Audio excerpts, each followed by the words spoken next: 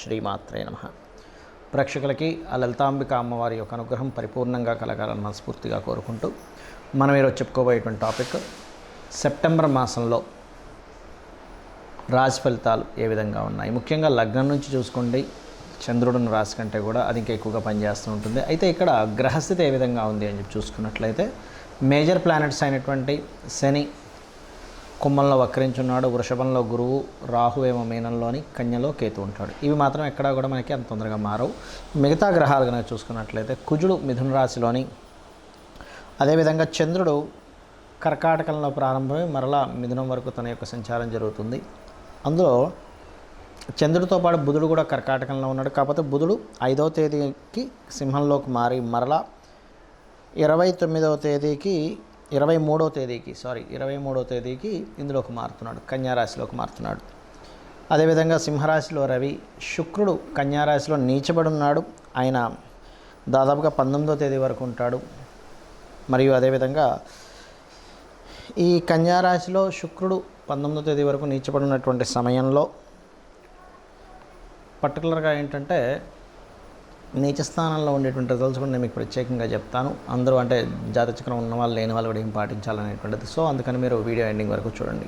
కర్కాటక లగ్నము లేదా కర్కాటకం వారికి కనుక చూసుకున్నట్లయితే ప్రధానంగా మీరు జాగ్రత్త తీసుకోవాల్సిన అంశం ఏమిటి అంటే 3వ స్థానంలో శుక్రకేతువులు సంచారం జరుగుతుంది. కాబట్టి 3లో ఉండేటువంటి శుక్రకేతువులు ప్రధానంగా మీకు ఈ కమ్యూనికేషన్ చేసేటప్పుడు, ఏదైనా ఒక వ్యాపార సంస్థని నిర్మాణం చేసేటప్పుడు చాలా జాగ్రత్తగా ఉండాలి. ఎవరితోనైనా మాట్లాడుకునేటప్పుడు కానీ, రాతకోతలు రాసుకునేటప్పుడు కానీ, సిబ్లింగ్ వరుస వాళ్ళతోని చాలా కేర్గా ఉండవలసిన గ్రహస్థితి ఉంది. కాకపోతే మీకు 2వ స్థానంలో ఓన్ హౌస్లో ఎప్పుడైతే సన్ ఉన్నాడో, రవి ఉన్నటువంటి స్థితి మీకు మంచి ధనయోగాన్ని ఇస్తుంది. ఫైనాన్షియల్గా మంచి గ్రోత్ యోగం. ఎందుకంటే కేంద్రంలో గురువు ఉన్నాడు. రవి నుంచి కేంద్రంలో ఎప్పుడైతే గురువు ఉన్నాడో 17వ తేదీ వరకు మీరు చేసేటువంటి ప్రయత్నాలు ఫైనాన్షియల్గా మంచి గ్రోత్ని ఇస్తాయి, అందులో ఎటువంటి సందేహం లేదు. అదేవిధంగా కాస్త వాహనాలు కానీ, గృహాలు కానీ అమ్మకము కొనుగోలు చేసేటువంటి అంశాల్లో కూడా కొంత జాగ్రత్తగా ఉండండి. బట్ ఇక్కడ ఈ పంచమ స్థానాధిపతి ఎవరైతే మీకు 12వ స్థానంలో ఉన్నాడో, ప్రేమ వ్యవహారాలు, ప్రేమకు సంబంధించిన ఇష్టపడిన వారిని వివాహం చేసుకుందాం అనుకునేటువంటి విషయాల్లో కొంత ఘర్షణ వాతావరణం మీకు కనిపిస్తుంది స్పష్టంగా చూసుకున్నట్లయితే. అదేవిధంగా కాస్త మీ యొక్క సంతాన విషయంలో కూడా కొంతమంది చూడండి, గర్భం దాల్చినప్పుడు కొంతవరకు స్ట్రెస్ని ఫీల్ అవుతూ ఉంటారు. ఇటువంటి విషయాల్లో మీరు కాస్త జాగ్రత్తగా ఉండాలి. అదేవిధంగా ఇక్కడ లోన్స్, ముఖ్యంగా హోమ్ లోన్స్ లభిస్తాయి, అందులో ఎటువంటి సందేహం లేదు. అలాగే లాభంలో గురువు ఉండడం ఒక రకంగా మంచిది, గురుబలం అంటూ ఉంటారు. అయితే అది ఎటువంటి వాటికి మంచిది? ఇందాక నేను చెప్పాను, కొంత సంతాన సంబంధించిన విషయంలో 12వ స్థానంలో కుజుడు ఉన్నాడు అని. కానీ ఆ 12వ కుజుడున్నప్పటికీ గురువు శుక్రరాశుల్లో ఉంటూ పంచమ స్థానాన్ని వీక్షిస్తున్నాడు. అంటే స్ట్రెస్ ఏదైనా అయినా కూడా మరలా గురుబలం వల్ల ఇబ్బంది అనేటువంటి తగ్గుతుంది అనేటువంటి చాలా స్పష్టంగా ఇక్కడ గోచారం చూపిస్తుంది.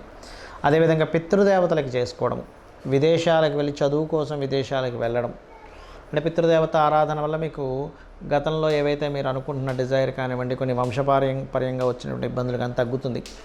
అదేవిధంగా విదేశాలకు వెళ్ళి ఏదైతే కోర్సెస్ చేద్దాం అనుకుంటుంటారో ఎప్పటి నుంచో ఆ కోర్సెస్ అనేవి మీరు చేయడము, ఇటువంటివన్నీ కూడా సిద్ధిస్తున్నాయి.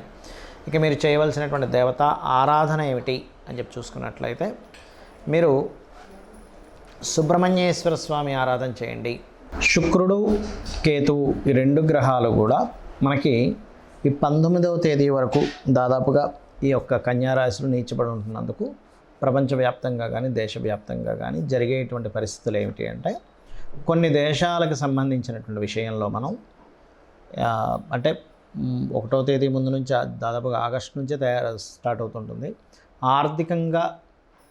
ఆర్థిక మాన్యం, ఎందుకంటే శుక్రుడు నీచ స్థానంలోకి వెళ్తున్నాడు కాబట్టి ఆర్థికంగా కొంతవరకు డౌన్ఫాల్ అనుకోండి, ఆర్థికపరమైనటువంటి చిక్కుల్లో ఇరుక్కోవడం అనుకోండి, ఇటువంటివి జరుగుతాయి దేశపరంగా చూసుకుంటే.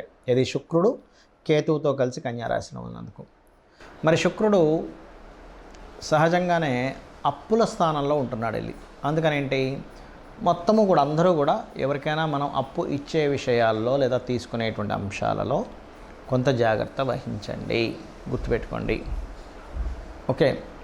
అదేవిధంగా స్త్రీలు ముఖ్యంగా బయటికి వెళ్ళేటప్పుడు మీరు గణపతిని తలుచుకోండి. ఒంటరిగా వెళ్ళవలసిన పరిస్థితులు కొన్ని వస్తుంటాయి. కొన్ని నిర్మానుషమైన ప్రదేశాల్లో తిరిగేటప్పుడు కానీ, బికాజ్ ఆఫ్ శుక్రుడు అనేటువంటిది ఏదైతే ఉందో స్త్రీ కారక గ్రహంగా, స్త్రీలని సూచించేటువంటి గ్రహంగా చెప్తూ ఉంటారు. కాబట్టి ఈ యొక్క అంశాలు చాలా జాగ్రత్తగా పాటించండి. అంటే ఒంటరిగా పంపించకండి అంత. అంటే కొన్ని ప్రదేశాలకు ఒంటరిగా పంపిస్తే ప్రమాదము అని అనుకునేటువంటి విషయాల్లో చాలా కేర్గా ఉండాలి అన్ని రాసుల వారు కూడా. బికాజ్ ఆఫ్ యూనివర్సల్గా కొన్ని ఇవి పనిచేస్తూ ఉంటాయి, అదొకటి.